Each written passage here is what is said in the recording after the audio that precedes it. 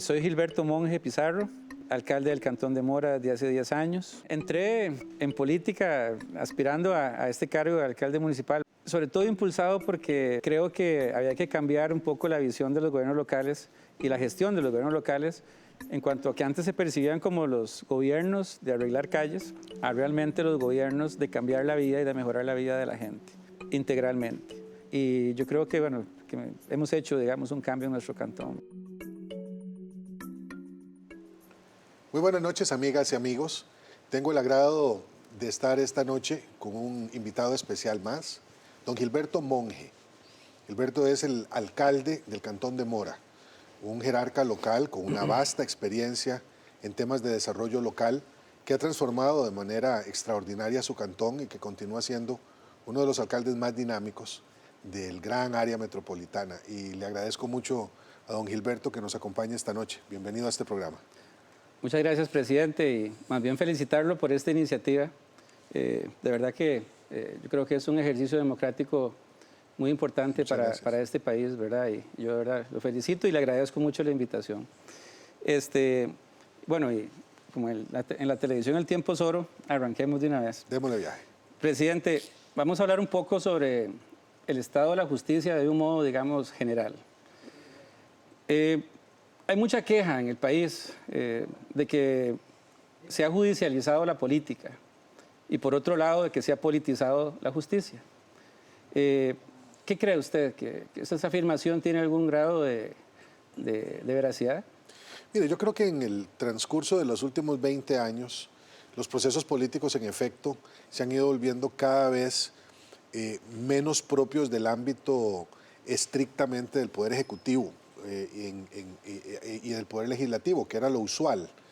Y la invitación que se hizo a la Sala Constitucional para que se convirtiera virtualmente en un Senado, es decir, en una instancia de segundo piso que opinaba sobre que opina sobre las resoluciones de la Asamblea Legislativa cuando esa opinión es requerida por más de 10 o más diputados y diputadas, abrió una puerta para esto que se ha llamado la judicialización de la política. Y obviamente lo judicial es esencial en una democracia y yo soy el primero en darle la bienvenida al diálogo entre poderes y al respeto absoluto, por supuesto, tanto del Poder Legislativo como del Poder Ejecutivo al Poder Judicial.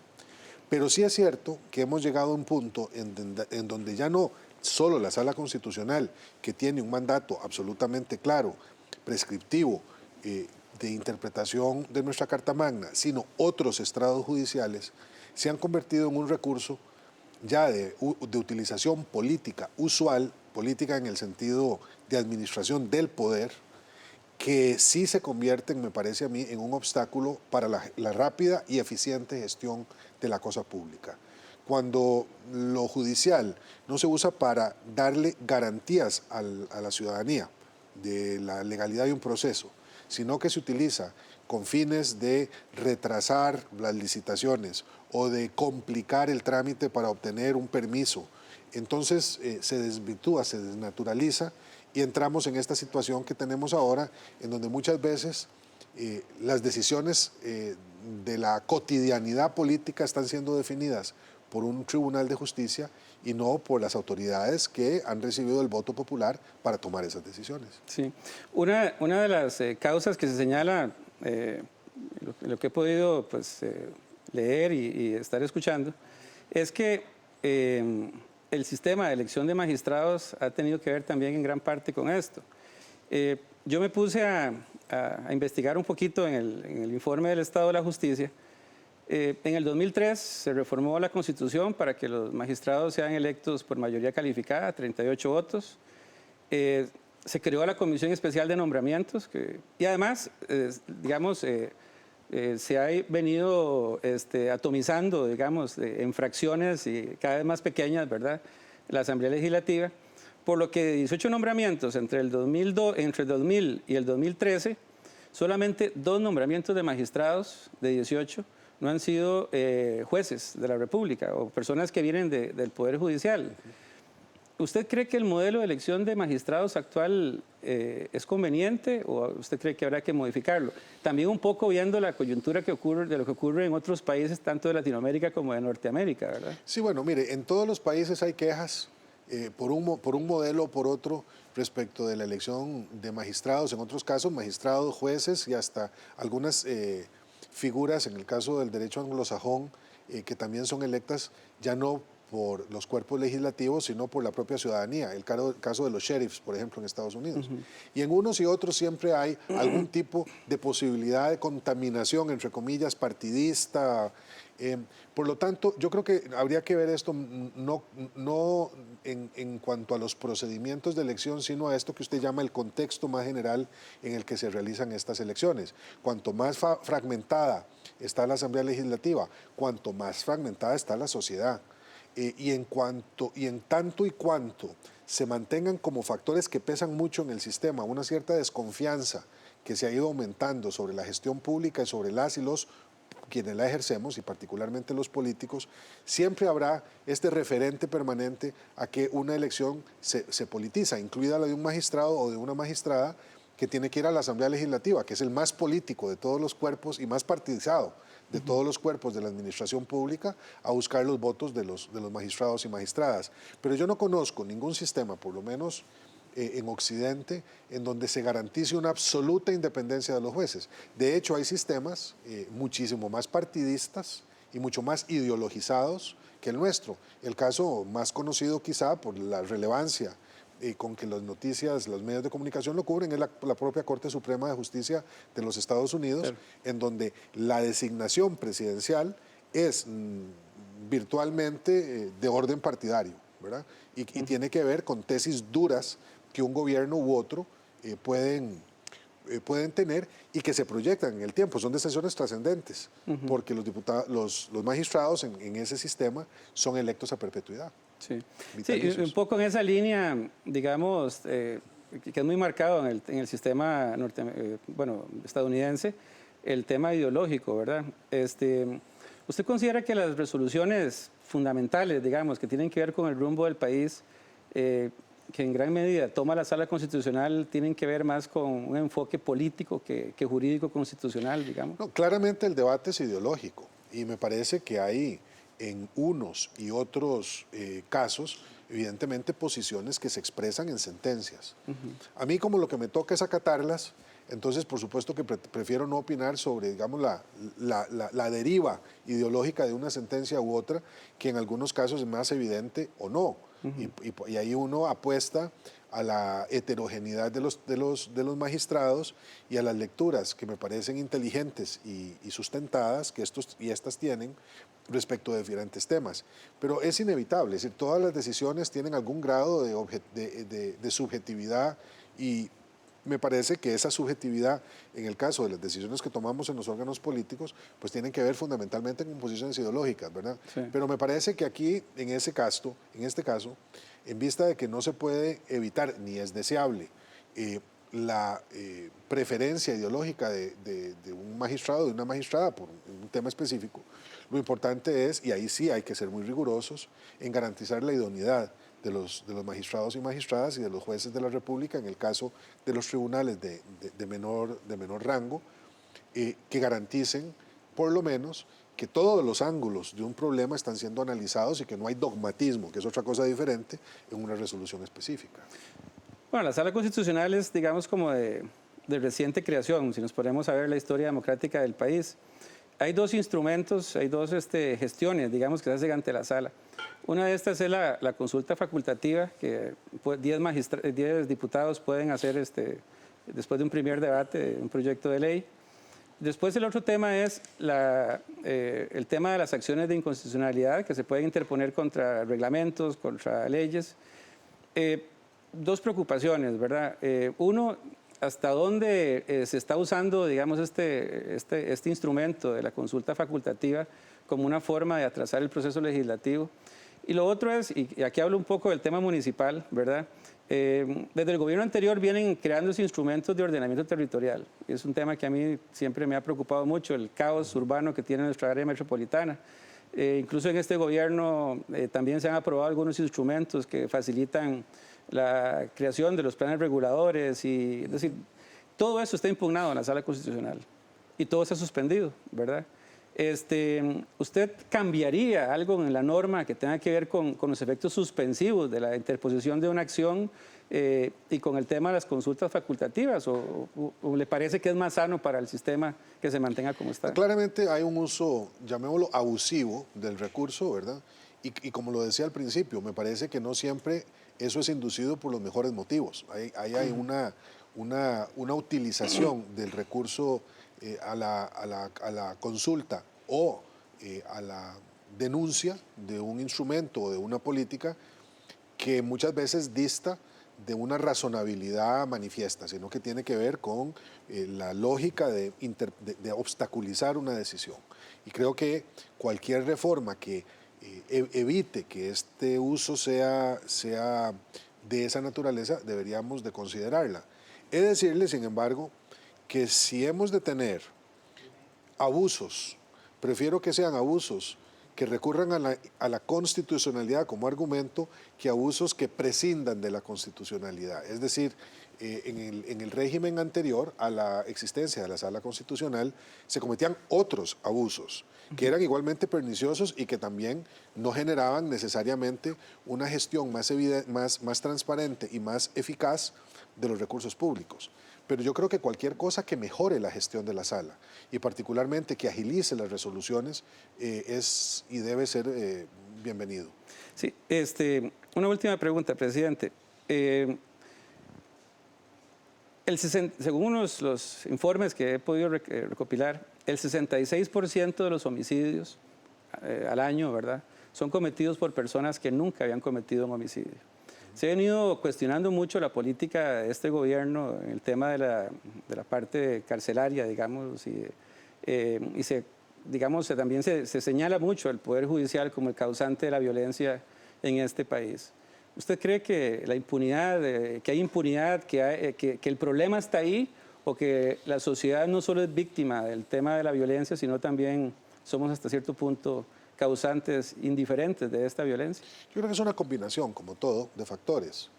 Claramente ha habido un repudio muy grande a las decisiones del órgano judicial de excarcelación que el Poder Ejecutivo tiene que acatar. Es decir, no es una decisión voluntaria. Si un tribunal decide, por las razones que sea, que a un privado de libertad se le libere o se le transfiera a un diferente tipo a una pena distinta, disminuida o a la salida a la calle, pues eso nosotros no podemos, no es una acción voluntaria, tenemos que cumplirla, tenemos que acatarla. A mí me parece que los niveles de impunidad en Costa Rica son mucho menores que la de la mayor parte de los países de América Latina. La resolución de casos en el Poder Judicial costarricense es mayor. No es lo suficientemente grande, y también el tema de la justicia pronta y cumplida. Cuando tenemos en las cárceles a un porcentaje muy elevado de privados de libertad sin condena, pues es algo que debe preocuparnos.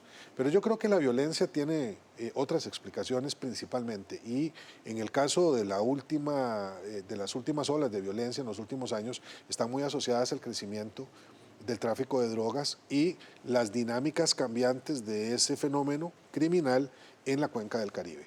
Y cuando se deja de pagar en efectivo por la droga que se queda en un país, sino que se pagan los servicios de los carteles locales con droga, inmediatamente eso satura la calle y genera la existencia de pequeños carteles locales que al final de cuentas terminan operando con unos niveles de violencia que son los que padecemos. Eso además de otros fenómenos que no tienen que ver con el crimen organizado y que tienen que ver con, qué sé yo, el femicidio, por ejemplo, que es un fenómeno que no está vinculado a esa otra dimensión criminal que tiene un claro contexto internacional en el cual se explica. Entonces yo creo que son muchas causas y ciertamente la impunidad no es quizá una de las más importantes. Bueno, tal vez de eso mismo que usted hablaba, precisamente, bueno, una de las preocupaciones en el tema del ordenamiento territorial, el desarrollo urbano, ¿verdad? El modelo que se ha venido desarrollando en los últimos años ha creado una serie, digamos, de de poblaciones en la periferia del área metropolitana totalmente excluidas, sin servicios de calidad, sin transporte público de calidad, en situaciones de vivienda complicados. Yo creo que esto ha interferido, ha tenido que ver muchísimo con el tema de la violencia, por un tema digamos, de desigualdad en nuestro país.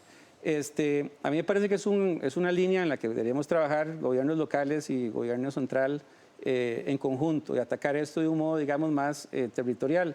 Y en esto, a mí me parece, digamos, excelente el que en las políticas sociales se haya venido dando una disminución de la pobreza, pero no deberíamos pasar, digamos, a un acometimiento más territorial de estas políticas y menos individual como para poder transformar los entornos. Sí, claro. No hay duda de ello. De hecho, digamos, si uno evita un análisis que criminalice la pobreza y decir que el crimen es fruto de los pobres, ¿verdad?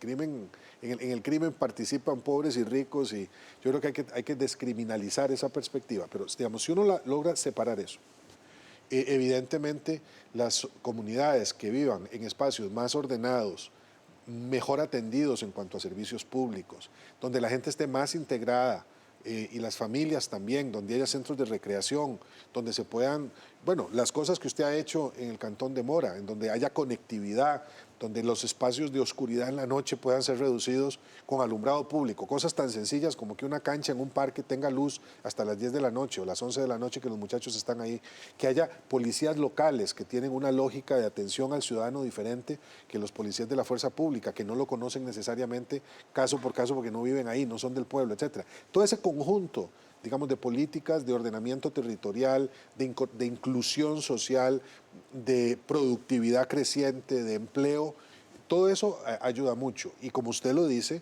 no se trata aquí de un fenómeno que se deba atender solo caso a caso, que también es lícito, especialmente en los temas de pobreza extrema, sino que debe ser el fruto de políticas públicas orientadas hacia una población más general. Sí. Bueno, una de las cosas que preocupan también es todo el tema de la violencia de género, ¿verdad? La violencia contra las mujeres. ¿Qué es lo que pasa? Se aprueba una ley de violencia contra las mujeres, pero esto pues, tiene consecuencias, digamos, pero no nos ayuda a prevenir la violencia de género. ¿Qué es lo que pasa? ¿Qué hacemos para cambiar esa realidad? En eso, don Gilberto, es que la ley no cambia la cultura. La ley debería de ser el instrumento que nos ayude a normar, a ordenar a una sociedad que en el caso de la violencia de género tiene sus raíces en un patriarcado y en prácticas y en principios de comportamiento que habiendo sido aceptables en el pasado ya no lo son más. Y creo que estos problemas se resuelven de otra manera, no necesariamente aplicando la ley que debe ser aplicada, y yo le doy la bienvenida a todos los cambios que se han hecho para garantizar los derechos iguales de las mujeres en todos los planos. Pero eso se cambia principalmente con educación, se cambia principalmente con acceso a nuevas formas de entender las relaciones entre hombres y mujeres, el empoderamiento económico de las mujeres, entre otras cosas, que les permita tener mayores niveles de autonomía respecto a las decisiones que ellas toman. Pero suponer que la mera existencia de una ley cambiará automáticamente el comportamiento de una sociedad machista, en donde además los varones tenemos la mala tendencia a agredir a las mujeres de maneras muy diferentes, desde pegarles o matarlas hasta pagarles menos por trabajo igual, todo ese conjunto de temas pues tienen que ver más con cultura que con ley. La ley lo que hace es que les da instrumentos a las mujeres y a la política pública para defenderlas cuando sea necesario. Y créame que estoy seguro que las mujeres que nos escuchan dicen yo me puedo cuidar por mí misma bastante bien, pero la ley es necesaria para impedir que muchas de estas expresiones se den. Pero lo principal aquí me parece es un cambio cultural que esencialmente se da en las escuelas y en las familias. Sí, en estos días ha estado en discusión desde la aprehensión física, digamos, de los obligados en el tema de pensiones alimentarias, hasta se ha estado discutiendo ahí de cómo calcular las pensiones, y se han hecho propuestas ahí. ¿Qué piensa usted de este tema? ¿Debe mantenerse el encarcelamiento o la detención de los obligados que no cumplen? ¿Debería flexibilizarse esto? ¿Debería cambiar el modelo de cómo calcular este tipo de obligaciones que tienen los padres, sobre todo, ¿verdad? En el caso de las pensiones alimentarias, porque en la mayor parte de los casos, ¿verdad? Son los varones, ¿verdad? Los padres de familia. Sí, claro. No, mire, si todos fuéramos responsables atendiendo las obligaciones que tenemos con los hijos que no viven con uno, viven con sus madres, que es el caso suyo, el caso mío y de muchos otros hombres que tenemos una familia original y después se forman otras familias, pues no habría necesidad de estar metiendo a la gente a la cárcel o calculando pensiones. Pero es que esa no es la realidad. Y la realidad es que todavía en Costa Rica hay una gran cantidad de hombres muy irresponsables. Y créame que siendo un papá divorciado con 5 hijos de mi primer matrimonio, que he tratado hasta donde he podido, y creo que no lo he hecho mal, de atender a esas necesidades, me siento con autoridad moral para reclamar algo parecido para otras mujeres que las encuentra uno en absoluta indigencia. O sea, frente a hombres que son unos irresponsables y que lo que no le pagan a los hijos se lo ven en Guaro el fin de semana en una cantina. Entonces yo soy de la línea dura, ¿verdad? A mí me parece que los hombres que reiteradamente son... y hay casos de casos, por supuesto, pero que reiteradamente incumplen con las obligaciones que impone un juez, pues tienen que ser sancionados de alguna manera, ¿verdad? Ahora, otra vez, admito que hay casos diferentes y yo esperaría que también en el juicio de los señores jueces o juezas que toman decisiones, pues tampoco se cometan abusos. Alguna gente lo que me ha dicho, y creo que es un argumento válido, es que si el hombre está en la cárcel, difícilmente va a poder trabajar para pagar la pensión alimenticia, y que entonces al final de cuentas lo que estamos creando, no estamos resolviendo un problema, sino creando dos, ¿verdad? El del abandono de la familia y el del hombre en la cárcel, y además se saturan las cárceles.